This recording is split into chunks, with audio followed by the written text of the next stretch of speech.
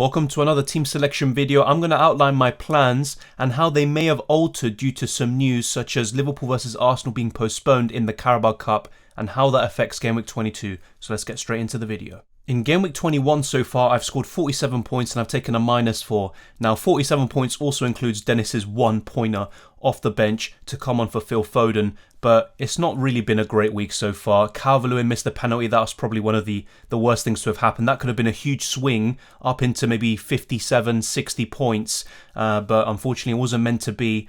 And yeah, he ended up getting 0 points. Let's see how he does against Leicester, but obviously very disappointing from him and even Demarai Gray, who didn't really do too much in that game against Brighton. And then looking across the field, Antonio did score and he actually outperformed Bowen, and I am quite nervous, I could say, about him outscoring Jarrod Bowen, because the Norwich game is where I expected Antonio to be quite clear of Bowen, but I thought the Palace fixture Bowen might have picked up a few more assists or just points in general. But let's wait and see. It should be quite close. Both of them should do well, and I'm happy to own both of them. Phil Foden didn't play against Arsenal. There were rumours the night before about him having COVID, and he wasn't in the squad, so I was already aware of that. But I started him regardless, just in case he was in the team, and I thought he could have done pretty well if he had been in the squad. But Arsenal played really well in that game, and to be honest, Cancelo, with a blank.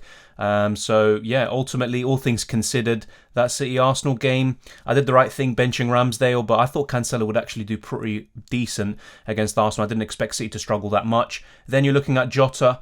He got the assist, so very happy with him, and all the Liverpool players really. Trent Alexander-Arnold as well, getting points, and Mohamed Salah scoring a goal, which is just really just a given at this point. So now that Salah is going off to the African Cup of Nations, it opens up the horizon a little bit in FPL, and it makes things a bit more interesting in terms of who we captain, which premiums we go for. Do we go for Kevin De Bruyne, Raheem Sterling, Heung-min Son, Harry Kane, Cristiano Ronaldo? You can't have all of these names, so you have to make some sacrifices, and then also you might be thinking about going for cheaper options like Maddison and spreading the funds around. So this should be a really interesting part of the season where the template kind of shifts. It's going to be quite different over the next 5 or so game weeks, and then getting Salah back in, that's also going to be another challenge, and that's another reason why, as I discussed in my double game week guide yesterday, I would try to hold off triple Liverpool, especially now that they probably won't be having a double in Game Week 22. And then pretty much there's no one else in the midfield. I mean, Dennis, he came off around halftime. I think it's because he had a little niggle, he came off as a precaution basically, but he should be fine for Game Week 22. Let's see how that develops.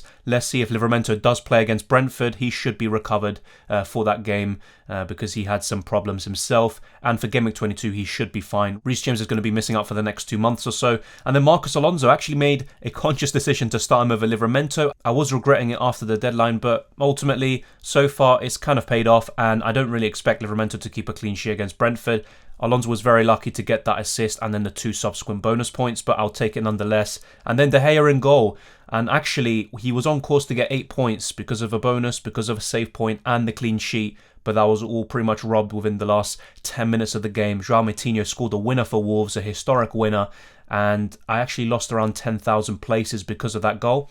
And it is what it is, I never really expected too many clean sheets with David De Gea, but it is very disappointing when he probably could have actually been the difference for me and one of the key differentials I have in my squad. But ultimately, pretty disappointing week, but it can still be salvaged. I can get into the 60s and 70 point marks with Jarrod Bowen as captain, Mikel Antonio, Demarai Gray and Calvert-Lewin, but I'm not expecting that much. It's just the West Ham attackers, I think, that could do really well for me. I'm quite happy that in the end, I actually stayed clear from making a last-minute move for a Vladimir Sufa or a Ben Johnson in defence, because I just don't trust West Ham's defence. And even though they can keep a clean sheet against Norwich in the second game of Game Week 21, I just don't really like them long term. And I was even talking about it in that stream and also in the videos before that. I like the Wolves defenders like Conor Cody, I like Matty Cash, Cucurella, and a few others like Reguilon. And those are the sorts of defenders I'm looking to bring in for Reece James and possibly Tino Livramento. But I'm now going to be showing you how my team is lining up for Game Week 22 and explaining why certain things have changed also in the transfer section later on.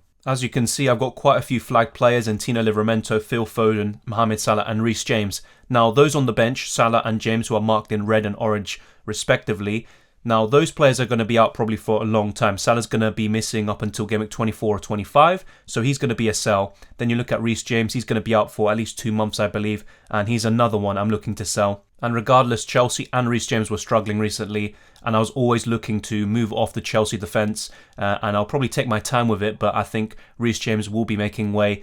Now, Phil Foden and Livramento should be fine for Game Week 22. Let's wait and see how their injuries and situations develop. But they should be fine, and I can count on them in Game Week 22. And check out my Double Game Week guide. Obviously, things will change, and we should have more information by next Tuesday. But as things stand, City and West Ham are the only two teams that are not going to be doubling for sure in Game Week 22. Well, that was until the news about Liverpool versus Arsenal being postponed in the Carabao Cup actually came out today, and I was kind of expecting it, to be honest, and I wasn't expecting anything different. The reason why that Arsenal versus Liverpool game, the postponement for the Carabao Cup first leg, is actually going to have an impact is because that game was supposed to take place this Thursday, or tomorrow should I say, and now it's going to be moved for 2 weeks later on the 20th of January, and that means that Arsenal and Liverpool, they're not going to be able to have yet another game within that week to form a double game week, because that Carabao Cup second leg now, which is what it has become, will now take that spot, because it ultimately doesn't make any sense for Arsenal or Liverpool to have pretty much 3 games in the space of 4 or 6 days. So ultimately, there's going to be no double game week for Liverpool or Arsenal. Before that, it was quite likely, and Liverpool could have faced Brentford and Leeds at home, which would have been very good, and that makes the likes of Trent and Jota really good captaincy options. And as you can see, I was actually planning on captaining one of them, but now my plans have shifted. And also another kind of aspect that has changed is I was looking to use the bench boost, because apart from those City players I have, Cancelo and Foden, and the West Ham duo of Bowen and Antonio, everyone else could potentially double game week. So with a -8, I could have gotten someone like Cash or Cucurella or Cody in for Livramento, and I could have gotten Reguilon or Emerson for Reece James, and also Heung-min Son for Salah for a -8, and then bench boost this team. However, due to the circumstances and due to Liverpool and Arsenal now not having a double game week, that means Ramsdale's another single game weeker, same with Jota and Trent Alexander-Arnold, and this only furthers my argument in terms of avoiding a triple up in Liverpool, because you also want that free spot for a Liverpool player to bring back Salah in Game Weeks 24 or 25 whenever he does return, because if you do have a Robertson as well, it just makes it even more difficult. You have to take an additional hit to then get rid of Robertson and bring Salah back in, unless you do a straight swap from Jota to Salah, which in my opinion isn't worth it. I think Jota's a good long-term option. So that's kind of my thoughts about those situations. But ultimately, this postponement has changed things. I was actually going to go to the game, Arsenal versus Liverpool. It is a big shame, but Liverpool have a COVID outbreak, and a lot of people are complaining. If you do see what's been happening across the whole season, there is a bit of a lack of consistency, not just with the officiating, but also in terms of which games gets called off and vice versa. But we have to adapt. We have to just do what we can with the cards we are dealt with, and ultimately, I was actually quite set on a bench boost. I think it would have been a good time to use it, and then I didn't have to think about it later in the season, and I can use different chips and different strategies and be more open-minded and flexible, and also just have a different approach to most people. Unfortunately now though, the bench boost just doesn't really seem like a good option. I'll probably just save it for later on in the season when there should be fewer postponements, and I think that actually will be the best course of action. I can then use my second wildcard into a bench boost, for example, and maximise those chips accordingly. But a free hit in Game Week 22 does look a bit more appealing now with those postponements. You can get rid of maybe some of these Arsenal players,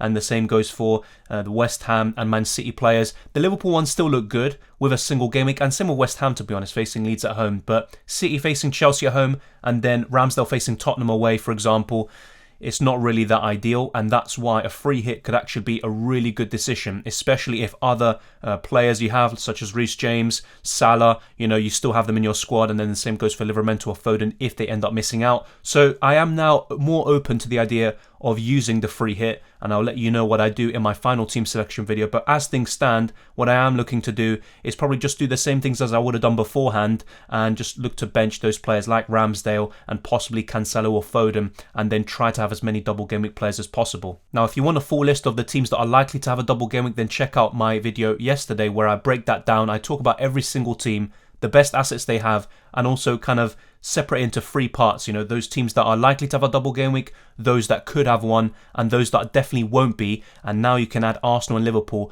to that list in terms of those 4 teams now that will not be having a double in Game Week 22 as things stand. You never know what could happen, but that's pretty much the most likely scenario. But in terms of my team, Dennis, Calvert-Lewin, Antonio, Marcus Alonso, Damari Gray, Tino Livramento, and De Gea, all of those could be having a double game week, but the rest of my squad won't be, because Salah, for example, either way, he's going to be off to the African Cup of Nations. James is injured, and then the others will only have a single game week. So that makes things more complicated for me. I might still take a -4 or a -8, And if not, it could be the free hit chip being used instead of the bench boost, which I was pretty set on. I was in a very good position to take advantage of a bench boost, but I'll be saving that for later on in the season, I believe, and I'm a bit more open to the idea of using my first free hit and then using the second one probably later on in the season for another blank or double game week. If I decide to use my free transfers, or should I say some hits, then I'll still look to do something similar and get Heung-min Son in for Mohamed Salah, maybe Sergio Reguilon in for Reece James, and then possibly another defender to replace Tino Livramento. It could be Matty Cash, Cucurella, Cody, or someone else. I haven't fully decided that part yet, and it ultimately depends when we get closer to the deadline, what other circumstances have happened, who will have a double game week, because I can't just be saying, I want Cody over maybe, for example, Matty Cash, when Villa end up having the double game week and Wolves don't. That will mean, any of these kind of swings in terms of who has doubles and who doesn't, that could play a big part in my final decision making. But Reguilon and Son and Spurs, they have a very good chance of having a double game week, and I just like their assets in general. I know that their fixtures are really poor, so there are arguments to be made to go for Raheem Sterling or Kevin De Bruyne instead, but bear in mind that City will have only a single game week, so I'm more drawn towards these double game week teams, such as Spurs. They should have a double game week, but we'll wait and see for more confirmation next week. I might even make a updated double game week guide and then talk about what the actual confirmed fixtures mean and the best players we can go for, but ultimately I could end up taking a -8 and then bringing in one of those defenders I said for Tino Livramento, as well as Reguilon and Heung-min Son. Now, there is the possibility of me using the free hit, and I'll be making a best free hit team video as well as a best wildcard team video in the coming days. And what you see there in the best free hit team video is what I'm currently thinking of actually free hitting to if I do decide to use the chip. Things can change over the next 2 weeks, we should say, because there is quite a gap between Game Weeks 21 and 22. Let's see what the actual final games of Game Week 21 have in store for us, as well as the Carabao Cup and the FA Cup. So there's so much to happen in this kind of time span between right now and the recording of this video and also the next set of Premier League games in Game Week 22. But those are my overall plans. I'm either going to be taking a -4, a -8, or free hitting. And beforehand, before the postponement of Arsenal versus Liverpool, I was actually looking to bench boost, take a -8, bench boost with this team, and then push forward from there. And in terms of my second wild card, that's also another possibility, but I just don't want to use it just yet, especially with all the postponements, and it's such a volatile environment. So much can change in such a short period of time, so I want to be using my second wild card later on in the season, probably beyond Game Week 30. And in terms of the triple captain, that's once again probably in another double game week, a smaller one, and maybe take advantage of a Mohamed Salah, maybe another Liverpool asset, or possibly a Heung-min Son or someone else like that. But we'll wait and see as it comes. We're going to get so many more mini double game weeks this season with a record number of postponements, and it also means we have to be, in terms of meticulous planning, it has kind of been undermined this season, but you've got to constantly adapt and make new plans and try to just have the best possible scenario and the best possible plan for every single situation that comes at you. Well, that's it. That's my team selection, my transfer plans, and also the possibility of using a free hit. Let me know what you think of my team and also my plans. What will you do in my situation? And what are your plans? What are your teams? Let me know down in the comment section below. And if you enjoyed this video, smash the like button and subscribe if you're new around here. And thank you very much for watching, for subscribing. We're making a lot of progress in the last few months, so it's much appreciated. We've just reached 9,000 subscribers. We're now on the way to 10,000. So any subscription, any like, any sharing is much appreciated. You can also join the Discord server. The link is in the description below. I believe we've hit 100 members in there, so thank you very much. And we're also nearly at 1,000 followers on Twitter and Instagram. So be sure to follow me on those platforms as well for all the latest news, and you can also talk to me there. And also, whenever I do a rating your teams video, you can just follow me on those platforms. It increases your chances of featuring in my future videos, and all you have to do is send a clean cropped image of your team and they can feature. But over the next week or so, I'm looking to do a best free hit team video, a best wildcard team video, probably an updated team selection, and also an updated double game week guide, because things can change. And the kind of information I've been providing over the last few days, some of it might still be relevant in a week's time, but some of it may not, and it's very important to have all the latest information to make the best decisions possible. But thank you very much for watching, and I'll see you next time.